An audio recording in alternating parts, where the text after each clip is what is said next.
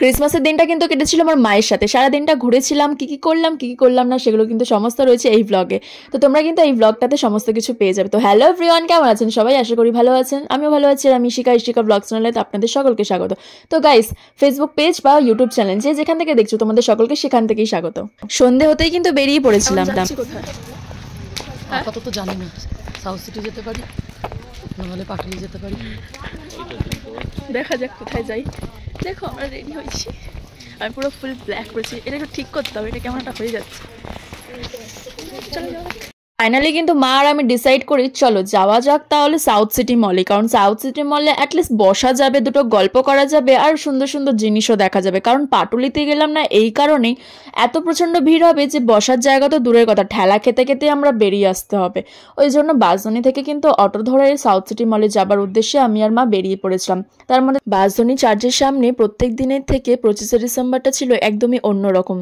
চারিদিকে যেন lighting, balloon, লোকজন, জিনিসপত্র মিলিয়ে একাকার হয়ে গেছিল।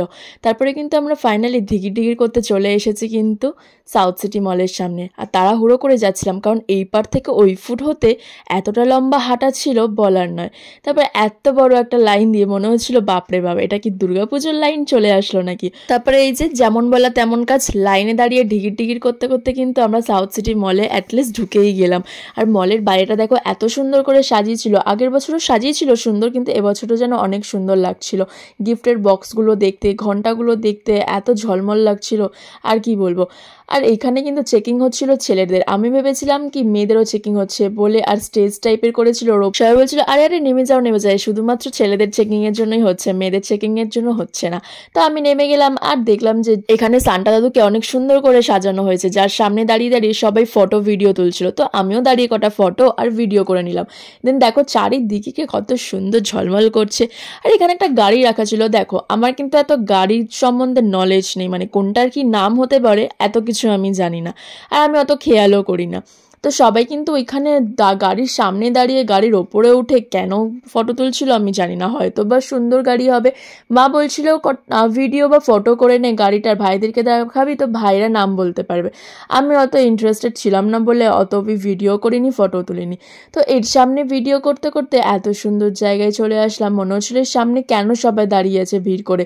তো সামনেটা আমি একটু ফাঁকা করে এসে দাঁড়াতেই দেখলাম ওরে ভাই রে ভাই, মনে হচ্ছিল যেন আমি বিদেশে দাঁড়িয়ে রয়েছি। এত সুন্দর করে তুলো দিয়ে সাজিয়েছে, সত্যি সত্যি মনে হচ্ছে এখানে স্নো পরে ভর্তি হয়ে গেছে আর আমি তার মাঝখানে দাঁড়িয়ে আছি। মা আর আমি একদম চারতলায় চলে যাচ্ছিলাম, কারণ ওপর থেকে ভিউটা দেখতে অনেক বেশি সুন্দর লাগে। দেখো কত সুন্দর লাগছে না। আগের বছরে কিন্তু হোয়াইট লাইটটা বেশি সুন্দর ছিল, মানে অনেকটা ব্রাইট হচ্ছিল লাইটিংয়ে। আর এবছরে একটু মানে চারিদিকে লাইট করেছে কিন্তু একটু অন্ধকার অন্ধকার লাগছিল। আর আগের বছরের তুলনায় এবছরের লোকজন যেন অতিরিক্ত বেশি লাগছিল দেখতে। মা এসেছিল নায়ক নায়িকা দেখার জন্য। আমি বলছি নায়ক নায়িকাদের দেখে কি হবে, সবাই তো আমরা সমানই, মানুষই হয়। হ্যাঁ হতে পারে নায়ক নায়িকা একটু আলাদা হয়, তোমাকে অত দেখতে হবে না। মা এবছরে যাই হোক দেখতে পারিনি নায়ক নায়িকা। আর আমরা এত বড় লাইন দিয়ে ফাইনালি খেয়ে নিলাম হাক্কা নুডলস আর হচ্ছে কি তোমার মোমো। আর এখানে কিন্তু সব KFC ফ্রাইড চিকেনটা কিন্তু সবে বেশি প্রেফার করছিল, কিন্তু মা বলছিল যে চল আমরাও তাহলে KFC চিকেন খাই। আমি বললাম যে না, তুমি তো এখান থেকে ডাইরেক্ট যাবে হচ্ছে কি তোমার ডিউটিতে, তো চলো ভরা পেটি দেখা যাক, তাই না?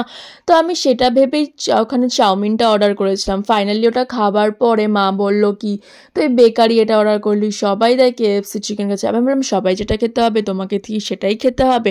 তো ওখানে আমি অটোর লাইনে বড় লাইন কভার করে চকলেট খেতে খেতে কিন্তু আমি বাড়িতে চলে এসে ভালোভাবে ফ্রেশ হয়ে নিয়েছি। আর বাড়িতে এসে কিন্তু আমি অনেক ভিডিও ফটো ক্লিক করি, দেন একটু নিজের স্কিন কেয়ার করে নিই।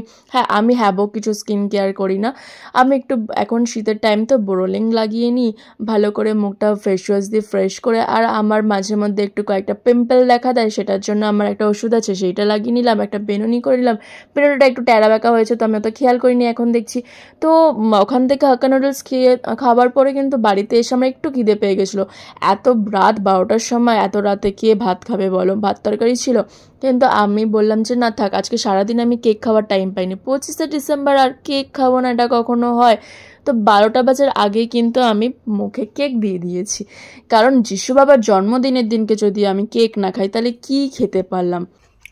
ওকে গাইস, যদি ভালো লাগে থাকে ভিডিওটা তাহলে লাইক কমেন্ট শেয়ার সাবস্ক্রাইব করে দিও। যদি কিছু ভুল থেকে থাকে তাহলে অবশ্যই জানিও কি ভুল রয়েছে। আমি চেষ্টা করব আমার দিক থেকে ঠিক করার। তো তোমরা কেমন কাটালে 25শে ডিসেম্বর, ক্রিসমাস কেমন গেল তোমাদের অবশ্যই জানিও। আর যদি ভালো লেগে থাকে লাইক, কমেন্ট, শেয়ার, সাবস্ক্রাইব করে দিও। তো তোমরা ভালো থেকো, আসতে হচ্ছে পরবর্তী blog. Bye guys, good night. তোমরা কিন্তু সবাই খুব ভালো থেকো। আর আমি কয়েকটা ফটো ক্লিক করেছিলাম, সেগুলো অ্যাড করে দিলাম। আর আমার কিন্তু মিনি কিচেনের চ্যানেল রয়েছে, সেটা কিন্তু নাম এখানে দিয়ে দিলাম। Go and watch.